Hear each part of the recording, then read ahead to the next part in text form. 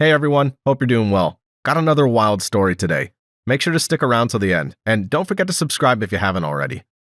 Alright, before we start this story, I want to read you guys a comment that came in from one of our recent videos. Here's what it says. I was with one ex for 4 years, and I wanted to marry her. One night out with friends, I saw her making out with another guy in a car at a red light.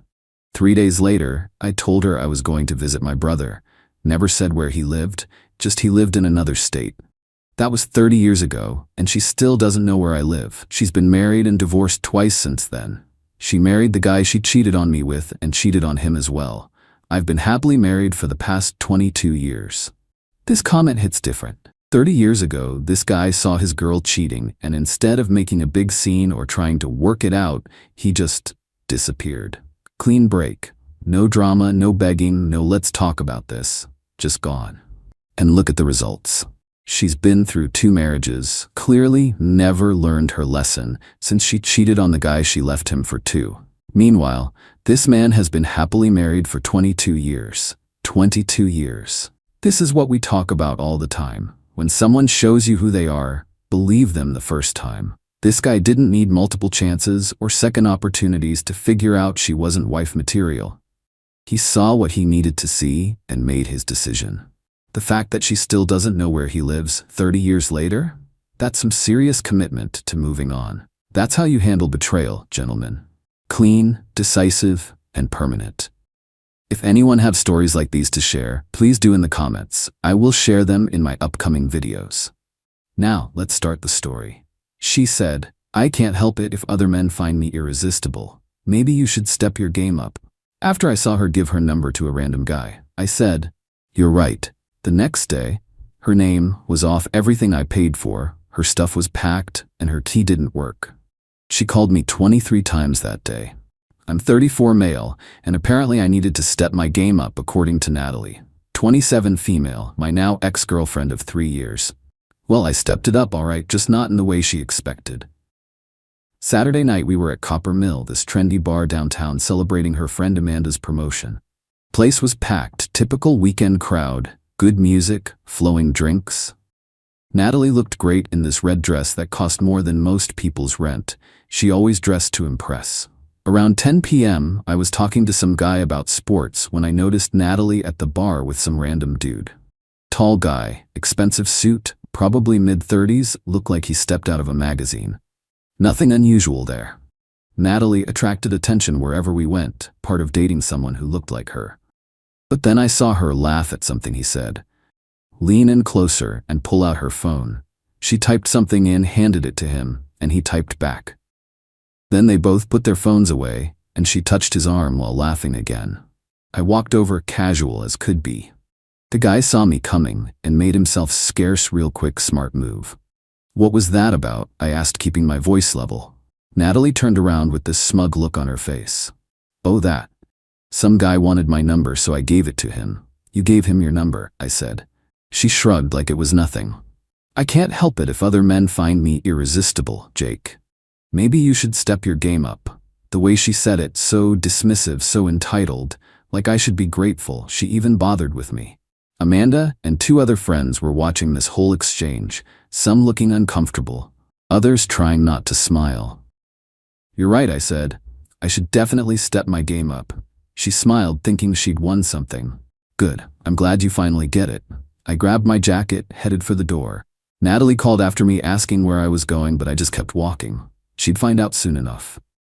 Update 1, next day. Sunday morning I woke up with crystal clear focus. Time to step my game up exactly like Natalie suggested. First thing I did was check our living situation. My apartment, my lease, my name only. Natalie had moved in about 18 months ago, but kept putting off getting added to the lease, said it was too much paperwork. Her loss. But here's the thing. Even though she wasn't on the lease, she'd been living there long enough to have tenant rights. Couldn't just kick her out legally, that would take weeks of proper notice. So I got creative, started with the financial support system. Natalie's car lease was in her name, but I'd been covering the payments for the past year because she said money was tight. Called the leasing company, explained I was no longer making payments on her behalf, effective immediately. They said they'd contact the primary lessee about payment arrangements. Next was her phone. She was on my family plan, saving her about $60 a month. Called the carrier, explained I needed to remove a line from my account. They said it would be effective at the end of the current billing cycle in 3 days. Car insurance was next. She was listed as a driver on my policy, but her own car wasn't covered under mine. She had her own policy for that. Removed her as an authorized driver from my insurance immediately. Then came the credit cards. She had authorized user cards on 2 of my accounts for emergencies and convenience. Called both banks, removed her authorization, canceled the physical cards. They said the cards would stop working within 24 hours. Gym membership, same story. She used my family membership plan. Called, canceled her access, effective immediately. The apartment was trickier. Since she had tenant rights, I couldn't change the locks or remove her stuff without proper legal process. But I could start preparing. Went to a storage facility, rented a unit for 6 months, paid in advance. Then I sat down and wrote her a letter, explaining that our relationship was over, that I would no longer be subsidizing any aspect of her lifestyle, and that she had 30 days to make other living arrangements as required by law. Professional, civil, and legally proper. Left the letter on the kitchen counter, where she'd see it when she got home from wherever she'd gone after the bar. Update 2, the reality check. Sunday evening, around 7 p.m., Natalie came home still wearing last night's dress, looking slightly hungover. I was sitting in the living room reading when she walked in. She saw the letter, immediately picked it up and read it. Her face went through about 5 different expressions: confusion, anger, disbelief, panic, then back to anger. "Jake, what is this?" she demanded, waving the letter. "It's a 30-day notice to vacate," I said calmly. "Also notice that I'm no longer covering any of your expenses, effective immediately." "You can't be serious." "Dead serious, Natalie. You told me to step my game up last night, so I did some evaluation. Turns out I was subsidizing someone who gives her number to random men and tells me I'm not good enough." "That's not what I meant, and you know it." "That's exactly what you meant, Natalie. You made it clear other men are more interesting than me. So go be irresistible on someone else's dime." She tried her credit card to order food delivery an hour later. Declined. Tried the second one, same result. That's when the first round of panic calls started. "Jake, my cards aren't working," she said when I answered. "That's correct, Natalie. You're no longer an authorized user on my accounts. How am I supposed to eat? How am I supposed to function? The same way adults function, Natalie. Use your own money, your own cards, your own resources." She hung up and tried calling back immediately. I sent it to voicemail. Update 3. 2 days later. Monday morning was when reality really started hitting. Natalie's car payment was due, and the leasing company called her directly asking about payment arrangements. She came to me in a panic. "Jake, they're saying if I don't make the payment by Wednesday, they'll start repossession proceedings." "Sounds like you should make the payment then, Natalie." "With what money? I don't have that kind of cash saved up." "That's a budgeting problem." "Natalie, not a me problem. You've been paying it for a year, you can't just stop." "Actually, I can, Natalie. Watch me." She spent Monday frantically calling friends trying to borrow money. Apparently Amanda lent her enough to cover the car payment, but made it clear it was a one-time thing. Tuesday, her phone service got suspended. She tried calling me from Amanda's phone. "Jake, my phone doesn't work," she said. "That's because you're no longer on my plan, Natalie. You'll need to get your own service." "How am I supposed to get my own service without money?" "Figure it out, Natalie. You're irresistible. Remember, maybe one of your admirers can help." Wednesday, she tried a different approach. Showed up at my office during lunch. Security called me, said there was a woman in the lobby requesting to see me. I went downstairs, found Natalie looking stressed and desperate. "Jake, please," she said. "I can't afford all this stuff on my own, you know that." "Then you shouldn't have told me to step my game up, Natalie. This is what stepping my game up looks like. I'm sorry about Saturday night. I was drunk, I was being stupid." "You were being honest, Natalie. For the first time in our relationship, you told me exactly what you thought of me." "That's not true. You told me other men find you irresistible, and I should step my game up. Mission accomplished." I walked back to my office, left her standing in the lobby. Update 4, 1 week later. By the end of week 1, Natalie was staying with Amanda, burning through what little money she had trying to maintain her lifestyle.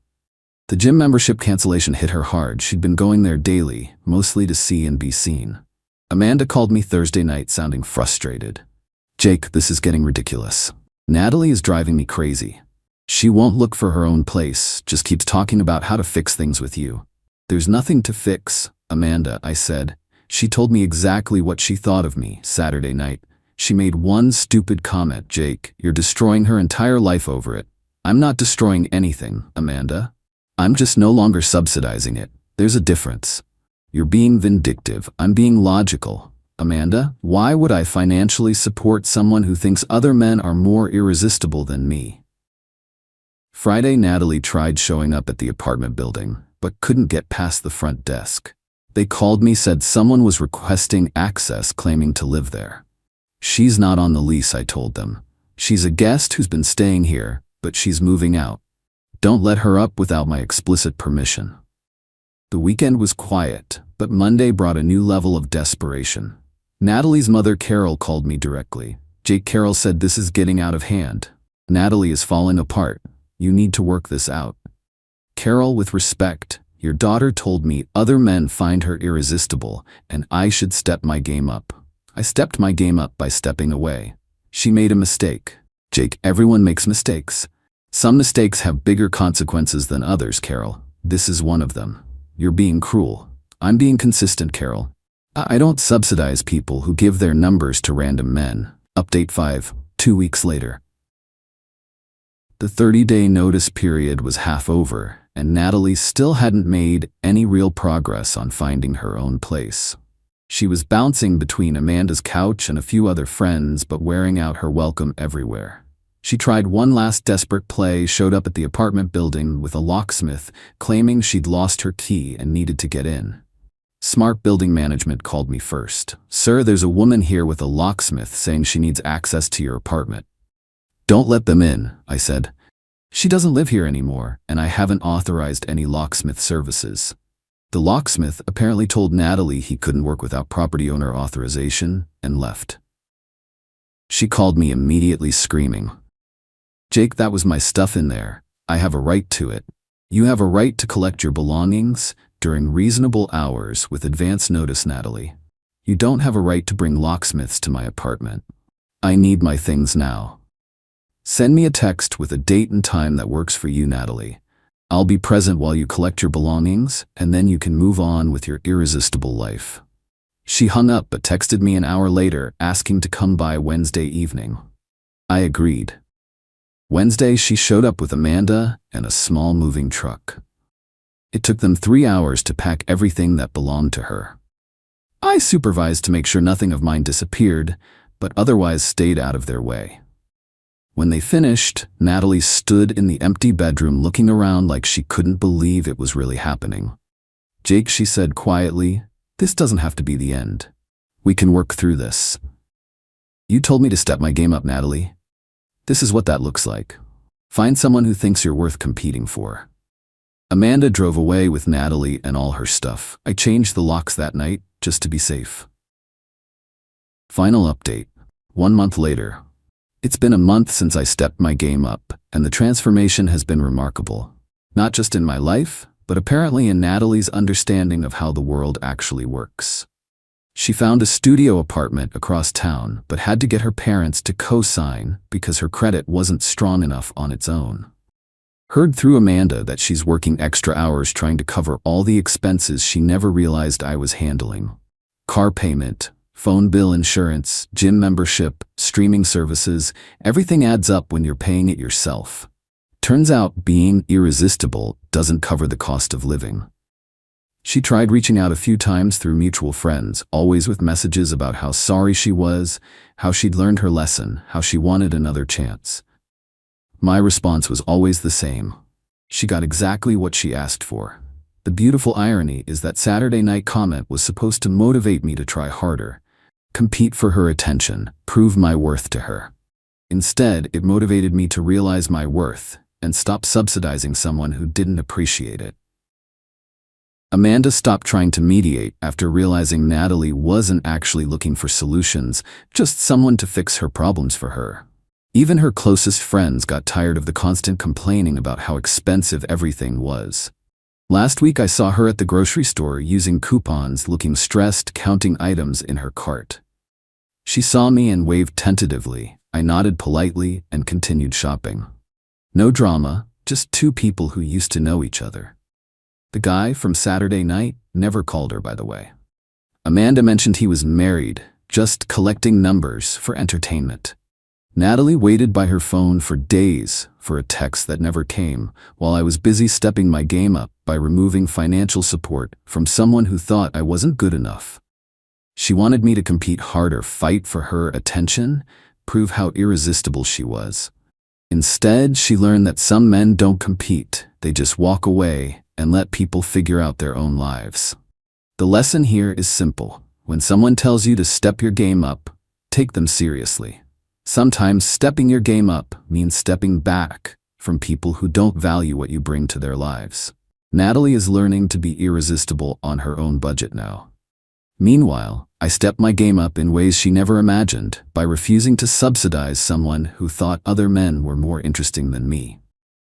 Sometimes the best revenge is just stopping the things you were doing out of kindness and letting people handle their own responsibilities.